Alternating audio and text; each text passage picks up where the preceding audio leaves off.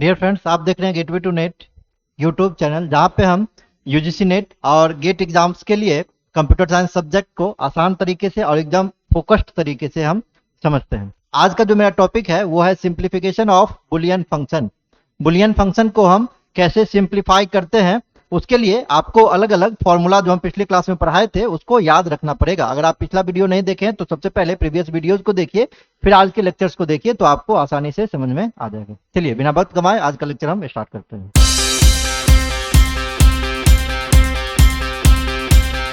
आज का जो मेरा लेक्चर है यह है सिंप्लीफिकेशन ऑफ बुलियन फंक्शन। लेकिन इसको पढ़ने से पहले आपको बुलियन अलजेब्रा का जो लॉ था, जो पिछले क्लास में हम डिस्कस किए हुए थे अलग अलग लॉज के बारे में, commutative law, associative law, distributive law, complement law etcetera, बहुत सारे और भी लॉ थे, आइडेंटिटी लॉज वगैरह, उसको आपको याद रखना पड़ेगा। अगर आपको याद है तो क्वेश्चंस आसानी से सॉल्व हो जाएंगे, है ना। नहीं देखे आप वीडियो तो पहले प्रीवियस वीडियोज को देखिए, फिर आज के लेक्चर पे आइए, तो आपको क्वेश्चंस आसानी से सारे कुछ समझ में आ जाएंगे।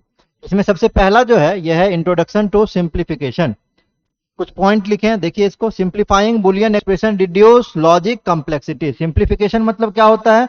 बुलियन टर्म को रिड्यूस कर देना, ये सिंप्लीफिकेशन कहलाता है। जैसे मान लीजिए कहीं पे दिया हुआ a complement plus B plus A B C plus A complement C, ये एक बुलियन फंक्शन है। कितने वेरिएबल का? 3 वेरिएबल का ए बी सी। अगर मान लीजिए इसको रिड्यूस करते हैं और आपका आंसर आ जाता है ए कंप्लीमेंट बी। अगर रिड्यूस करने पे आता है, ये आएगा नहीं, हम एग्जाम्पल दे रहे हैं, ठीक है। अगर रिड्यूस करने पे ये आता तो ये क्या कहलाएगा? सिंप्लीफिकेशन कहलाएगा। सिंप्लीफिकेशन मतलब क्या है? सिंप्लीफिकेशन मतलब है जो बुलियन एक्सप्रेशन दिया हुआ उसके कॉम्प्लेक्सिटी को रिड्यूस कर देना, उसके नंबर ऑफ टर्म को रिड्यूस कर देना, यही क्या कहलाता है? सिंप्लीफिकेशन कहलाता है। क्लियर? की बेनिफिट इससे होगा क्या? Fewer gates and input required. इससे होगा ये पहले कि आपका जो गेट है, गेट का कॉम्प्लेक्सिटी घट जाएगा, नंबर ऑफ लॉजिक गेट घट जाएगा और नंबर ऑफ इनपुट्स घट जाएगा। दूसरा है faster and cost effective circuit, है ना। जो आपका सिंप्लीफिकेशन होगा, जब सिंप्लीफाइड लॉजिक सर्किट बनेगा तो आपका जो प्रोसेसिंग स्पीड है वो भी फास्टर हो जाएगा और कॉस्ट कटिंग भी, चूंकि लॉजिक गेट कम यूज हो रहा है तो कॉस्ट कटिंग भी वहां से होगा। नेक्स्ट है easier debugging and optimisation. Debugging, error को खत्म करना, वो ज्यादा इजी हो जाएगा, क्योंकि अगर नंबर ऑफ लॉजिक गेट ज्यादा होगा तो वहां कॉम्प्लेक्सिटी भी ज्यादा होगी, एरर अकर होने का चांसेस भी ज्यादा होगा। अगर हम सिंप्लीफाई कर देते हैं तो लॉजिक गेट अगर घटेगा तो डिबगिंग करना भी, एरर को रिड्यूस करना भी आपके लिए आसान हो जाएगा। ये कुछ की बेनिफिट है इसके। अब देखिए इसमें पहला प्रॉब्लम है, पहला प्रॉब्लम जो दिया हुआ है, कह रहा है minimise the following Boolean expression using Boolean identities. यहाँ पे एक फंक्शन दिया हुआ है, 3 वेरिएबल का फंक्शन है, 3 वेरिएबल का फंक्शन है जिसमें a complement plus B, B C complement B C plus A, B complement C complement, ये एक फंक्शन दिया हुआ है। क्लियर? तो इसको जब आप सिंप्लीफाई करेंगे तो वहां पे सबसे पहला काम जो आपको करना होगा वो देखना होगा कि टर्म में कॉमन कुछ है कि नहीं है। अगर कॉमन है तो सबसे पहला काम आप कॉमन निकालने का कीजिए। जैसा कि हम यहाँ पे देख पा रहे हैं, इस दोनों में कॉमन क्या है? इस दोनों ही टर्म में कॉमन है आपका यहाँ से b, तो क्या बचेगा? c कंप्लीमेंट प्लस c और लास्ट टर्म आपका a b complement c complement बच गया।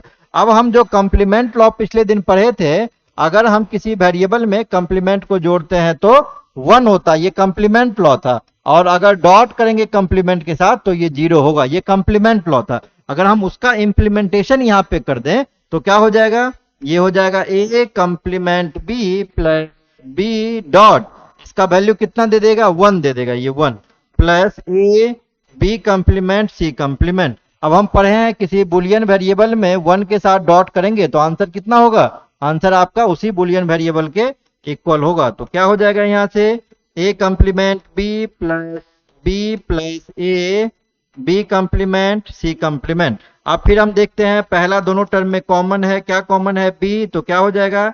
a complement plus 1 a b complement c complement यहां से हो जाएगा। क्लियर? अब किसी वेरिएबल में ध्यान दीजिए फिर से, अगर किसी वेरिएबल में किसी बुलियन वेरिएबल को जोड़ेंगे तो आंसर किसके इक्वल होगा? 1 के इक्वल होगा। तो यहां से क्या हो जाएगा?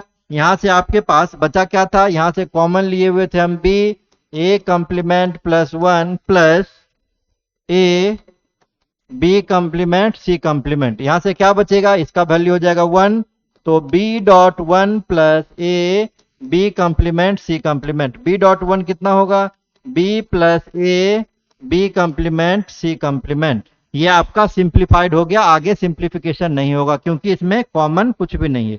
तब देखिए कितना टर्म यहाँ हुआ सिंप्लीफाइड होके, दो टर्म। जब हम क्वेश्चन को लेके चले थे कितना टर्म था, 1 2 3 4 चार टर्म, तो चार टर्म था। जब हम उसमें कुछ फॉर्मूला को इंप्लीमेंट किए तो वो सिंप्लीफाई होकर कितना टर्म में हो गया, दो टर्म में हो गया। तो कॉम्प्लेक्सिटी वहां से बुलियन फंक्शन की कम हो गई। क्लियर, ये पहला क्वेश्चन आपका सॉल्व हो गया। देखिए पहला क्वेश्चन आपका सॉल्व हो गया। इसमें कहीं कोई दिक्कत होगा तो कमेंट डाउन में जरूर बताएंगे, कोई क्वेश्चन भी होगा तो वो भी आप लिख के जरूर बताएंगे। नेक्स्ट क्वेश्चन देखिए, minimise the following Boolean expression using Boolean identities. अब जो दूसरा क्वेश्चन है ये भी तीन वेरिएबल का है, ए बी सी। इसमें क्या है, ए प्लस बी, दूसरा इनटू में है ए प्लस सी।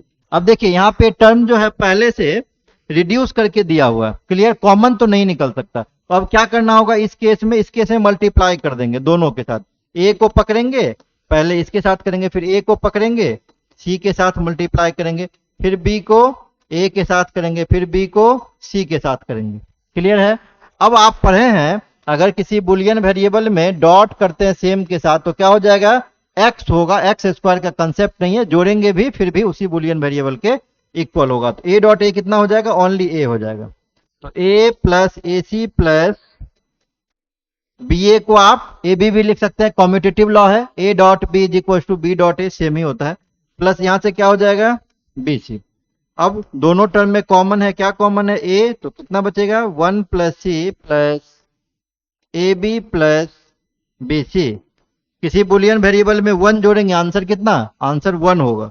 क्या बचेगा यहां से, है ना, इसका आंसर 1, तो बीच में डॉट है यहाँ, तो A dot 1 plus A B plus B C. अब फिर से ए डॉट 1 कितना हो जाएगा, A plus A B plus B C. अब दोनों टर्म में फिर से कॉमन है, यहाँ क्या कॉमन है, यहां से आपका बच गया A plus A B plus B C. पहला दोनों टर्म में कॉमन है, क्या कॉमन है, ए कॉमन है, क्या बचेगा, 1 plus B plus B C. 1 plus B again कितना होगा, 1। A dot 1 plus B C, A dot 1 कितना, ए प्लस बी सी। आगे अब टर्म सिंप्लीफाई नहीं होगा क्योंकि इसमें अब कुछ कॉमन नहीं है, तो यही आपका यहां से फाइनल आंसर निकल के आ जाएगा। क्लियर है। चलिए नेक्स्ट क्वेश्चन पे चलते हैं। नेक्स्ट क्वेश्चन है reduce the boolean expression. Reduce करना है, क्या लिखा हुआ है, x y plus x dot y plus z plus y dot y plus z. क्या काम करेंगे, यहाँ कॉमन तो है नहीं, सबसे पहले हम ब्रैकेट को ओपन कर देंगे यहाँ से। जब ब्रैकेट को ओपन करेंगे तो क्या हो जाएगा, x y plus x z y y plus y z. Clear. अगर सेम बुलियन वेरिएबल को दो बार जोड़ेंगे तो आंसर कितना होगा, ओनली एक्स होगा, 2x नहीं होगा, क्योंकि बुलियन वेरिएबल में डॉट करे या ऐड करे सेम वेरिएबल का तो आंसर उसी के इक्वल होता है। क्लियर। तो कितना हो जाएगा, एक्स वाई ट्वाइस है तो ओनली एक्स वाई हो जाएगा। यहां से x z plus y dot y है, कितना हो जाएगा, सिंगल टर्म लिखेंगे वाई जेड। अब देखिए कॉमन, देखिए क्या है कॉमन, एक्स वाई और वाई में क्या कॉमन है, वाई कॉमन ले सकते हैं तो x plus 1 plus x z plus y z. हाँ आप यहां से भी कॉमन ले सकते हैं, वाई कॉमन ले सकते हैं, उससे कोई दिक्कत नहीं है।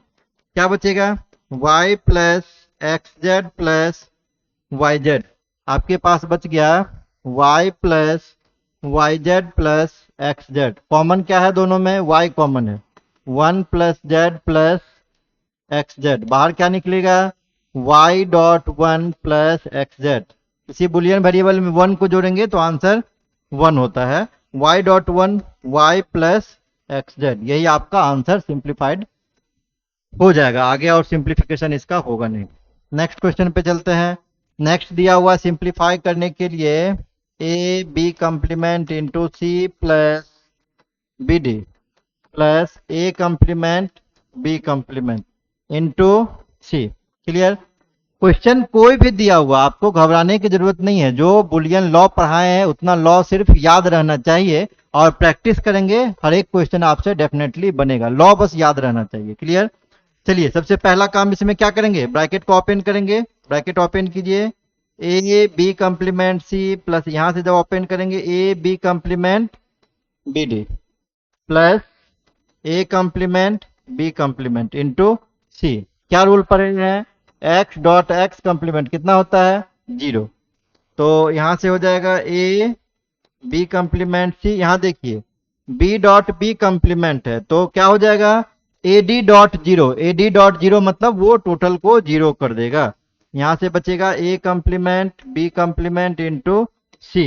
अब इस टर्म में और इस टर्म में कॉमन देखिए क्या कॉमन है?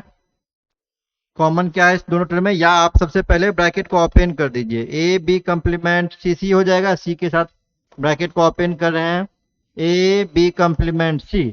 अब ट्वाइस ट्वाइस यहाँ पे सी सी है तो एक ही बार लिखेंगे, A B complement C plus A complement B complement C. दोनों में कॉमन देखिए क्या कॉमन है? बी कंप्लीमेंट सी कॉमन है, बी कंप्लीमेंट सी कॉमन है। कॉमन लेने के बाद यहां से बी कंप्लीमेंट सी इसमें भी है इसमें भी है। पहले टर्म से ए बचा, दूसरे टर्म से ए कंप्लीमेंट बच गया। तो आंसर क्या हो जाएगा? B complement C. A plus A complement आपका 1 होता है तो आंसर हो जाएगा बी कंप्लीमेंट सी। यही आपका फाइनल आंसर हो जाएगा। क्लियर? यहां तक कोई दिक्कत नहीं होना चाहिए। चलिए एक और क्वेश्चन बता देते हैं। नेक्स्ट क्वेश्चन देखिए, कारण है बुलियन फंक्शन को सिंप्लीफाई करने के लिए। अब इसमें देखिए जब 3 टर्म हो या मल्टीपल टर्म हो, 4 टर्म मान लीजिए आपके पास दिया हुआ है तो आपको 1 बाय 1 ही करना है, 2 टर्म करके सिंप्लीफिकेशन करना है। और 2 टर्म का सिंप्लीफिकेशन हो जाए फिर मल्टीप्लाई कीजिए, फिर से आप ब्रैकेट को ओपन कीजिए तो आपसे क्वेश्चन आसानी से सॉल्व हो जाएगा। जैसे इस केस में देखिए सबसे पहले हम क्या करेंगे, 2 ब्रैकेट को ओपन करेंगे तो A plus A B complement plus B A plus B B complement. शुरू का 2 ब्रैकेट ओपन किए और लास्ट वाले को हम छोड़ दिए। ए डॉट ए कितना हो जाएगा? Only A. यहां से क्या बचा? A B complement. अब बी ए को आप ए बी भी लिख सकते हैं, बी डॉट बी ये 0 होता है, आप जानते हैं इस चीज को। यहां से क्या बचेगा? ए कंप्लीमेंट प्लस सी। अब दोनों टर्म में कॉमन देखिए कितना है, यहाँ से ए है और यहाँ से ए बी है। आप ए कॉमन निकाल लीजिए तो 1 plus B plus A B complement. Clear? यहां से आपके पास क्या बच जाएगा? ये बच जाएगा आपके पास ए कंप्लीमेंट प्लस सी। अब 1 प्लस बी कितना देगा? 1। क्या बचेगा? A plus A B complement into A complement plus C. अब क्या यहां से है कॉमन? कॉमन नहीं, मल्टीप्लाई करना पड़ेगा। कर दीजिए चारों का। तो ये ए कंप्लीमेंट ए का इसके साथ किए, फिर से ए का सी के साथ किए तो ए सी हो गया। फिर से इसका इसके साथ करेंगे तो क्या हो जाएगा? ए कंप्लीमेंट बी कंप्लीमेंट, ए कंप्लीमेंट बी कंप्लीमेंट प्लस फिर से ए बी कंप्लीमेंट सी। यहां से हो जाएगा A B complement C. A complement कितना हो गया? 0। यहां से बचा A C plus A complement 0 dot B complement तो 0 ही दे देगा। यहां से हो जाएगा ए बी कंप्लीमेंट सी। तो फाइनली आपके पास क्या बचा? फाइनली आपके पास बचा A C plus A B complement C, B complement C. दोनों में कॉमन क्या है? ए सी कॉमन है तो यहां से 1, यहां से बी कंप्लीमेंट। क्या हो जाएगा? आंसर आपका हो जाएगा यहां से ए सी। तो कोई भी क्वेश्चन आपसे बन जाएगा, बस जो बेसिक फॉर्मूला है उसको आपको ध्यान में रखना है। इसके लिए अब टिप्स क्या है? इफेक्टिव सिंप्लीफिकेशन के लिए कोई भी सिंप्लीफिकेशन हो उसको आप आसानी से कर सकते हैं। उसके लिए ये 3-4 ट्रिक यहाँ पे लिखे हैं, उसको आप पढ़िए। यूज बुलियन आइडेंटिटीज स्ट्रेटजिकली, मतलब कोई स्टेप कैसे उठाना है, सबसे पहले ये आपको स्ट्रेटजी बनाना पड़ेगा। अगर कॉमन लेने लायक है तो कॉमन लीजिए, नहीं तो ब्रैकेट को सबसे पहले आप क्या कीजिए? मल्टीप्लाई करके ओपन कर दीजिए। क्लियर? ये पहला स्टेप आपको स्ट्रेटजी बनाना पड़ेगा। उसके बाद ग्रुपिंग जो है, फैक्टर करना, फैक्टर को कॉमन लेना या ग्रुपिंग बनाना, ये भी सेकेंड इंपोर्टेंट फैक्टर है ना। ग्रुपिंग आपको बनाने नहीं आ रहा है तो फिर आप सिंप्लीफिकेशन नहीं कर पाएंगे, तो ये दूसरा आपको याद रखना पड़ेगा। Eliminate redundant operation. रिडंडेंट मतलब होता है डुप्लीकेसी। जैसे कहीं x प्लस एक्स दे दिया तो आप ओनली x लिखेंगे। जैसे अभी ये क्वेश्चन में था ना, x y plus x y था तो आप इसको सिर्फ ओनली एक्स वाई लिखेंगे। रिडंडेंट टर्म को आप हटा देंगे, चाहे तो डॉट में हो चाहे तो मल्टीप्लाई में हो, है ना, एक ही बार लिखेंगे। अगर किसी क्वेश्चन में डी मॉर्गन्स लॉ लगाने के लिए कह रहा हूं तो आप क्या करेंगे, डी मॉर्गन्स लॉ लगा के सबसे पहले आप ब्रैकेट को ओपन कर देंगे अगर नेसेसरी है तो, अननेसेसरीली आपको नहीं लगाना है। वेरीफाई यूजिंग ट्रूथ टेबल और कर्नप मैप। कर्नप मैप पढ़ाई नहीं है, कर्नप मैप आगे चल के हम पढ़ेंगे। कहता है क्या, जो आपका आंसर आया है उसको आप ट्रूथ टेबल की मदद से वेरीफाई भी कर सकते हैं, चेक कर सकते हैं, क्रॉस चेक कर सकते हैं कि जो आप आंसर लाए हैं वो आपका आंसर ट्रू है या फॉल्स है। तो ये 4 स्टेप को अगर आप ध्यान में रखेंगे, 4 ट्रिक को, तो कोई भी क्वेश्चन आपसे सिंप्लीफिकेशन का आसानी से आप सॉल्व कर पाएंगे, आसानी से आप बना पाएंगे। फिलहाल इस लेक्चर के लिए हम यहीं तक रखते हैं, और अगर सिंप्लीफिकेशन का कोई भी क्वेश्चन हो आपसे नहीं बन पा रहा हो तो आप कमेंट में उस क्वेश्चन को जरूर नोट डाउन करके भेजेंगे, हम आपके क्वेश्चन का इंतजार करेंगे। चलिए आज के लेक्चर के लिए हम यहीं तक रखते हैं। अगर मेरा वीडियो आपको अच्छा लग रहा हो तो प्लीज चैनल को लाइक एंड सब्सक्राइब जरूर करके जाइएगा। मिलते हैं एक नेक्स्ट लेक्चर के साथ अगले क्लास में। Thank you.